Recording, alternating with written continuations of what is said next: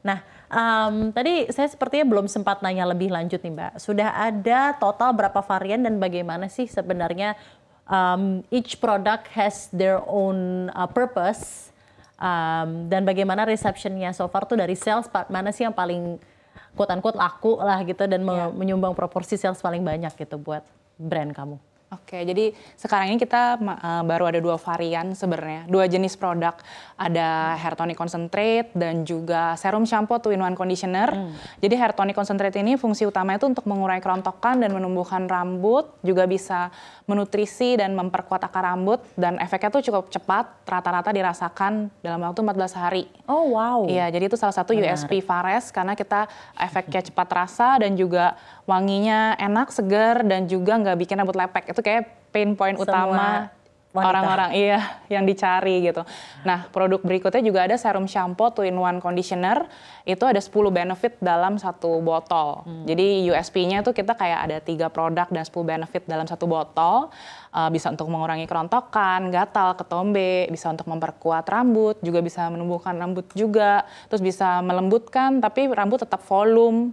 Dan juga bisa membuat rambut berkilau, mudah diatur, bersih. Jadi benar-benar tetap menutrisi, sehat. Jadi benar-benar kayak banyak banget manfaat karena tahu banget pain point-nya wanita gitu ya kan. Saya sendiri juga, aduh pengen rambutnya lembut nih tapi lepek atasnya, biasanya gitu kan. Atau atasnya volume tapi bawahnya kering gitu. Jadi kita bikin 2-in-1 with conditioner dan udah ada serumnya juga. Aduh menarik banget nih. Iya, jadi bikin USP yang beda dari shampoo lain. Jadi tertarik sendiri gitu ya dengerin penjelasan dari Mbak Marcella. Jadi memang baru fokus pada 2 produk saja gitu ya, tapi memang dengan keunggulan 2 produk tersebut jadi bisa lebih focusing on solving the pain problems of your customer gitu ya. Maka dari itu ketika brandnya semakin besar nanti baru mau mencoba ke roadmap bisnis produk diversification lainnya gitu ya. Betul. Jadi so far solid lah ya. Nanti ke depannya nanti akan ada inovasi produk, kita nantikan gitu ya. Iya. Nah, kita juga mendengar Mbak kalau produk Anda ini sudah diekspor ya.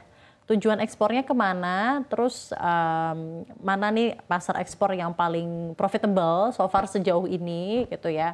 Distributornya via apa gitu ya? Kenapa memutuskan ekspor? Dan so far dengan harganya jadi lebih rendah dong ya, karena kan USD lagi naik gitu ya. Apakah ini juga menguntungkan ke sales Anda dari segi ekspor? Oke, jadi untuk ekspor ini sebenarnya kita tuh saat ini masih melalui Shopee Internasional, Shopee Export. Jadi kita memang belum langsung ekspor sendiri langsung, tapi memang melalui Shopee Internasional menjembatani ke banyak negara, bukan hanya Southeast Asia, tapi juga ada ke Amerika Latin gitu. Tapi memang gitu sampai ke Amerika Latin ya? Iya, tapi kalau Amerika Latin kita belum, karena kan kalau melalui Shopee Export dibantu distribusi, tapi kita belum mengadakan marketing activation apapun. Jadi benar sangat organik, berjalan sendiri, nanti orang dari negara tersebut yang kalau tertarik beli, sangat-sangat organik.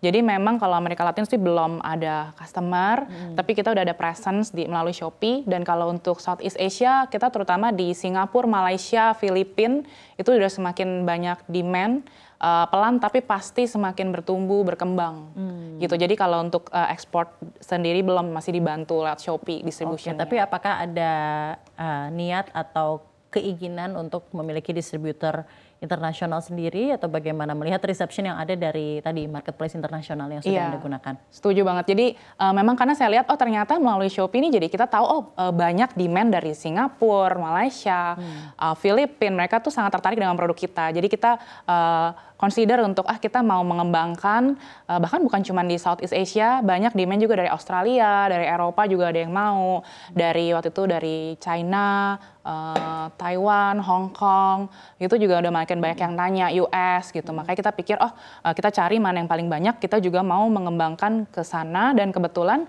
pemerintah Australia sedang bekerja sama dengan pemerintah Indonesia, mau memberikan edukasi kepada womenpreneur dari UMKM Indonesia untuk belajar ekspor ke Australia, dan kebetulan kami salah satu yang terpilih untuk belajar mendapat scholarship ke Australia untuk belajar ekspor ke Australia. Oh wow, kapan itu berarti? Bulan depan saya bakal berangkat. Oh nice, semoga semakin membuka jalannya Fares untuk go internasional dalam market, dan semakin banyak lagi receptionnya di seluruh belahan dunia lah ya. Tadi sudah sampai Amerika Latin lewat Shopee, dan tentunya bangga lah ya produk Indonesia bisa di mana-mana dan bisa menyelesaikan masalah mengenai hair loss. Karena kan hair loss tentunya ini masalah universal gitu ya, semua orang belahan dunia manapun ini mengalami hal ini gitu ya, tidak hanya di negeri tropis dan lain-lain. Malah di luar negeri fun fact-nya ternyata di sana mungkin mereka masih kurang yang spesifik hair loss gitu. Jadi malah mereka mencari dari Indonesia. Oh, that's very nice. Nah Mbak, aku juga pengen nanya deh, ketika Anda memulai tahun 2019, berarti kan udah melewati masa-masa pandemi juga kan pada saat itu ya.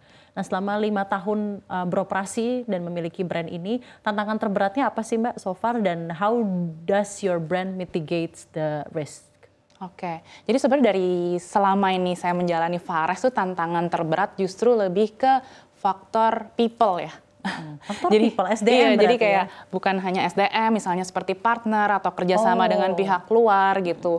Jadi berasa banget kalau untuk pekerjaan atau apapun yang masih bisa kita kontrol secara sistem, masih bisa bisa diprediksi lah ya, itu masih lebih bisa diatasi. Tapi kalau orang berhubungan dengan orang kan lumayan tidak bisa diprediksi gitu. Jadi memang belajar banyak hal banget bagaimana cara kita membangun hubungan dengan orang, bukan hanya SDM, tapi juga dengan pihak luar, pihak internal. Itu sih terutama faktor utama yang cukup challenging. Tantangan utamanya, dan terus terus dibenahi agar tentunya karena dari segi people yang makin bagus, kita hopefully juga produknya makin inovatif ya, price wise juga oke gitu ya. Dan tentunya Fares bisa menjadi salah satu produk kebanggaan Indonesia ya dari segi hair care. Thank you so much Mbak sudah bergabung di Beauty Journey CNBC Indonesia. All the best. Sama-sama, thank you juga. Sehat selalu untuk dirimu dan juga ibumu yang sudah menjadi farmasis dan akhirnya ada produk ini ya karena kolaborasi antara kalian. Terima kasih banyak telah bergabung bersama kami. Thank you juga udah mengundang kami.